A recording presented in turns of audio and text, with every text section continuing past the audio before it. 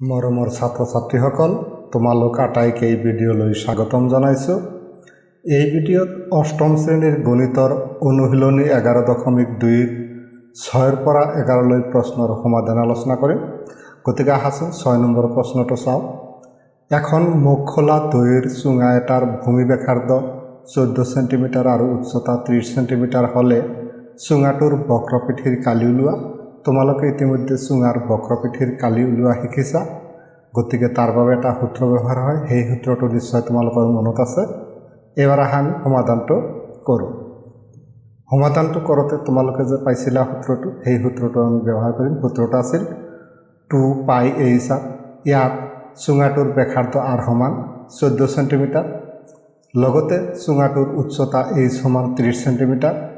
এতেকে চুঙাটোৰ বক্ৰপৃথিৰ কালি সমান কিমান হ'ব? 2πh। এইবাৰ πh আৰু r মান বহুৱাই দিওঁ আহা। পাইৰ মান তোমালোকে জানা 7/22, hৰ মান দিয়া আছে 30, r মান দিয়া আছে 14। তে 7 আৰু 14 আমি কটাকটি কৰিব পাৰোঁ। হাতেদি কাটিলে 7 হাতত একবাৰ যায়, এক লিখাৰ কিন্তু কি নহয়, দৰকাৰ নহয়। সেয়ে আমি অকল হাতটোক কাটিলোঁ। 7 14 দুইবাৰ গ'ল। এবাৰ থাকিল 2 পূৰণ 22 পূৰণ 30 পূৰণ 2 আৰু একক হ'ব বৰ্গ সেণ্টিমিটাৰ। এইখিনি পূৰণ কৰাত পালোঁ 2640 বৰ্গ সেণ্টিমিটাৰ। এইটোৱে হ'ল আমাৰ চুঙাটোৰ উলিয়াব লগা বক্ৰপৃথিৰ কালি। ইয়াৰ পিছত আহা আমি পিছৰ 7 নম্বৰ অংকটোলৈকে আগবাঢ়োঁ। 7 নম্বৰত কি আছেনো? 5 সেণ্টিমিটাৰ দৈৰ্ঘ্যৰ 3টা ঘনক দিগে দিগে লগ লগোৱা হৈছে। এই আয়তীয় ঘনকটোৰ মুঠ পৃষ্ঠকালি উলিওৱা। তে তোমালোকে জানা ঘনক 3টা যেতিয়া লগ লগোৱা যাব, সি আয়তীয় ঘনকলৈ ৰূপান্তৰ হ'ব। 3টা ঘনক যাৰ দৈৰ্ঘ্য 5 সেণ্টিমিটাৰ লগ লগোৱা হৈছে, লগ লগোৱাৰ ফলত যিটো আয়তীয় ঘনক পোৱা গৈছে, সেই আয়তীয় ঘনকটোৰ পৃষ্ঠকালি লাগে। আহা সমাধানটো কৰোঁ। ইয়াত আয়তীয় ঘনকটোৰ দৈৰ্ঘ্য L সমান 3 পূৰণ 5 সেণ্টিমিটাৰ। 3 মানে 3টা লগ লগোৱা হৈছে 5 সেণ্টিমিটাৰ দৈৰ্ঘ্যৰ, সেইকাৰণে 3 পূৰণ 5 লিখিলোঁ। এতিয়া 3 আৰু 5 যেতিয়া আমি পূৰণ কৰিম, 3 5 গুণ 15 সেণ্টিমিটাৰ হ'ল। তাৰপিছত এই যিটো আয়তীয় ঘনক হৈছে, এই আয়তীয় ঘনকটোৰ প্ৰস্থ, যিটো ঘনকৰ প্ৰস্থ সেইটোৰ সমান একেই হ'ব। সেই প্ৰস্থ b সমান 5 সেণ্টিমিটাৰ। আকৌ যিটো উচ্চতা আগৰ যিটো ঘনকৰ উচ্চতা 5 সেণ্টিমিটাৰ সেইটোৱেই হ'ব।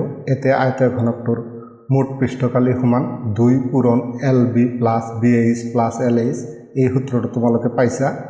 এইবাৰ LBH এইকেইটাৰ যদি আমি মান বহাই দিওঁ, তেতিয়া আমি হিচাপ কৰিলে উলিয়াব লগা কি পাম? পৃষ্ঠকালি পাম। গতিকে মান বহাই দিছোঁ। Lৰ মান 15 পূৰণ Bৰ মান 5 যোগ Bৰ মান 5 পূৰণ Hৰ মান 5 যোগ Lৰ মান 15 পূৰণ Hৰ মান 5। এতিয়া 5 5 গুণ 75, 5 5 গুণ 25 আৰু 15 5 গুণ 75 পালোঁ। এতিয়া এইখিনি যদি আমি যোগ কৰোঁ, যোগ কৰিলে 75 আৰু 25 100 হ'ল। 100ৰ লগত 75 যোগ কৰিলে 175। সেয়ে 2 পূৰণ 175 বৰ্গ সেণ্টিমিটাৰ। এইবাৰ 2 আৰু 175 পূৰণ কৰিলে কিমান পাম? 2 175 গুণ 350 বৰ্গ সেণ্টিমিটাৰ। গতিকে এই 350 বৰ্গ সেণ্টিমিটাৰেই হ'ল আয়তীয় ঘনকটোৰ মুঠ পৃষ্ঠকালি। এইবাৰ আহা আমি ইয়াৰ পিছৰ 8 নম্বৰ প্ৰশ্নটো চাওঁ। 14 সেণ্টিমিটাৰ উচ্চতাৰ চুঙা এটাৰ বক্ৰপৃষ্ঠৰ কালি 88 বৰ্গ সেণ্টিমিটাৰ হ'লে চুঙাটোৰ ভূমিৰ বেগ নিৰ্ণয় কৰা। এটা চুঙা আছে যাৰ উচ্চতা 14 সেণ্টিমিটাৰ আৰু তাৰ বক্ৰপৃষ্ঠৰ কালি হৈছে 88 বৰ্গ সেণ্টিমিটাৰ। চুঙাটোৰ ভূমিৰ বেগ উলিয়াব লাগে। গতিকে সমাধানটো কৰোঁ আহা। ইয়াত চুঙাটোৰ উচ্চতা h সমান 14 সেণ্টিমিটাৰ, চুঙাটোৰ বক্ৰপৃষ্ঠৰ কালি সমান 88 বৰ্গ সেণ্টিমিটাৰ। এতিয়া আমি জানো যে 2πh সমান চুঙাটোৰ বক্ৰপৃষ্ঠৰ কালি। এইবাৰ 2π ৰ মান 7/22, hৰ মান 14 দিয়া আছে, rৰ মান নাই, আৰু চুঙাটোৰ বক্ৰপৃষ্ঠৰ কালি 88। এইখিনি বহুৱাই দিলোঁ। এইবাৰ আমি কটাকটি কৰোঁ। যদি 7 হাতত কিমানবাৰ যাব? একবাৰ যাব। 1 লিখাৰ দৰকাৰ নাই। 7 14 দুইবাৰ যায়। গতিকে বাওঁফালে থাকিল 2 পূৰণ 22 পূৰণ 2। এইখিনি যদি পূৰণ কৰোঁ 2 22 গুণ 44, 44 দুগুণ 88 আৰু r 88 r হ'ল সমান 88। তো 88 r লগত পূৰণ হৈ আছে, সফালে নিয়াত হৰণ হ'ল। 88 88তে একবাৰ যায়, rৰ মান 1 পালোঁ। r মানে ব্যাসাৰ্ধ, তোমালোকে জানাই। আমাক উলিয়াব দিছে চুঙাটোৰ ভূমিৰ বেগ। এতেকে চুঙাটোৰ ভূমিৰ বেগ কি হ'ব? 2r। 2r মানে 2 into 1 2 সেণ্টিমিটাৰ হ'ল। গতিকে 2 সেন্টিমিটাৰে হ'ল 8 নম্বৰ প্ৰশ্নটোৰ উলিয়াব লগা ভূমিৰ বেগ। ইয়াৰ পিছত আমি ইয়াৰ পিছৰ 9 নম্বৰ প্ৰশ্নটো চাম। 9 নম্বৰত কি আছে ন? এটা মন্দিৰত 25টা লম্ব বৃত্তাকাৰ খুঁটা আছে আৰু প্ৰতিটো খুঁটাৰ ব্যাসাৰ্ধ 28 সেন্টিমিটাৰ, উচ্চতা 4 মিটাৰ। প্ৰতি বৰ্গমিটাৰত 8 টকা হাৰে খুঁটাকেইটাৰ বক্ৰপৃষ্ঠত ৰং কৰিবলৈ কিমান টকা খৰচ হ'ব সেইটো উলিয়াব লাগে। 25টা বৃত্তাকাৰ খুঁটা আছে আৰু প্ৰতিটো খুঁটাৰ ব্যাসাৰ্ধ 28 সেন্টিমিটাৰ, উচ্চতা 4 মিটাৰ আৰু ৰং কৰাতে প্ৰতি বৰ্গমিটাৰত 8 টকা খৰচ। গতিকে আমি মুঠ খৰচখিনি উলিয়াব লাগিব। গতিকে আমি প্ৰথমতে কি কৰিব লাগিব? এটা খুঁটাৰ বক্ৰপৃষ্ঠৰ কালি উলিয়াব লাগিব। ইয়াত খুঁটাৰ ব্যাসাৰ্ধ আৰ সমান কিমান? 28 সেন্টিমিটাৰ। এতিয়া 28 সেন্টিমিটাৰ যদি মিটাৰ বনাওঁ, কাৰণ আমি জানো 100 সেন্টিমিটাৰ 1 মিটাৰ হয়। 100 দিয়ে 28 হৰণ দিব লাগিব। হৰণ দিলে 2 গড় বাওঁফালে দশমিক হ'ব, সেয়ে পালোঁ 0.28 মিটাৰ। আৰু খুঁটাৰ যিটো উচ্চতা সেইটো 4 মিটাৰ দিয়াই আছে। এতেকে এটা খুঁটাৰ বক্ৰপৃষ্ঠৰ কালি কিমান হ'ব? 2 পাই এইচ আৰ। এতিয়া পাই এইচ আৰু আৰৰ মান বহুৱাই দিওঁ আহা। পাইৰ মান 7/22 পূৰণ এইচৰ মান 4 আৰু আৰৰ মান কিমান? 0.28। হাতেদি কাটিলে 7 হাতত একবাৰ যায় আৰু 7 0.28ত 0.04 বাৰ যায়, কাৰণ দশমিক দিয়াৰ পিছত 2 2ত নাযায়। তাৰপিছত এটা অংক 8 ল'লে 28ত যায় 4 বাৰ। গতিকে আমি পালোঁ 2 পূৰণ 22 পূৰণ 4 পূৰণ 0.04। যদি এইখিনি পূৰণ কৰোঁ, পূৰণ কৰিলে পূৰণফল হয় আমাৰ 7.04 বৰ্গমিটাৰ। এই 7.04 বৰ্গমিটাৰেই হ'ল এটা খুঁটাৰ বক্ৰপৃষ্ঠৰ কালি। এনেকুৱা খুঁটা আছে আমাৰ কিমানটা? 25টা। গতিকে এইবাৰ আমি কি কৰিব লাগিব? 25টা খুঁটাৰ বক্ৰপৃষ্ঠৰ কালি উলিয়াব লাগিব। এই 25টা খুঁটাৰ বক্ৰপৃষ্ঠৰ কালি উলিয়াওঁতে এটা খুঁটাৰ যিটো বক্ৰপৃষ্ঠৰ কালি পালোঁ তাৰ লগত পূৰণ কৰিব লাগিব। সেয়ে লিখিছোঁ এতেকে 25টা খুঁটাৰ বক্ৰপৃষ্ঠৰ কালি সমান 25 পূৰণ 7.04 বৰ্গমিটাৰ। 25 আৰু 7.04 বৰ্গমিটাৰে পূৰণ কৰিলে 176 বৰ্গমিটাৰ হ'ল। এতিয়া 1 বৰ্গমিটাৰত ৰং কৰা খৰচ সমান 8 টকা। এতেকে 176 বৰ্গমিটাৰত ৰং কৰা খৰচ সমান 8 পূৰণ 176 টকা। 8 আৰু 176 পূৰণ কৰিলে পাওঁ 1408 টকা। এই 1408 টকাই হ'ল আমাৰ উলিয়াব লগা ৰং কৰা খৰচ। এবাৰ আমি 10 নম্বৰ প্ৰশ্নটো চাওঁ। 7 সেন্টিমিটাৰ বেখৰ আৰু 12 সেন্টিমিটাৰ চুঙাকৃতিৰ উচ্চতাৰ গ্লাছ এটাৰ পাৰ্শ্বীয় ভূমিতলৰ মুঠ পৃষ্ঠকালি কিমান হ'ব? পাৰ্শ্বীয় ভূমিতলৰ পৃষ্ঠকালি মানে পাৰ্শ্ব পৃষ্ঠৰ কালিৰ লগত ভূমিৰ কালি এই দুটা লগ লাগি যিখিনি হয় সেইখিনি উলিয়াব দিছে। বেগ দিয়া আছে আৰু উচ্চতা দিয়া আছে। গতিকে ইয়াক যেতিয়া আমি সমাধান কৰিম, ব্যাসাৰ্ধ উলিয়াই ল'ব লাগিব।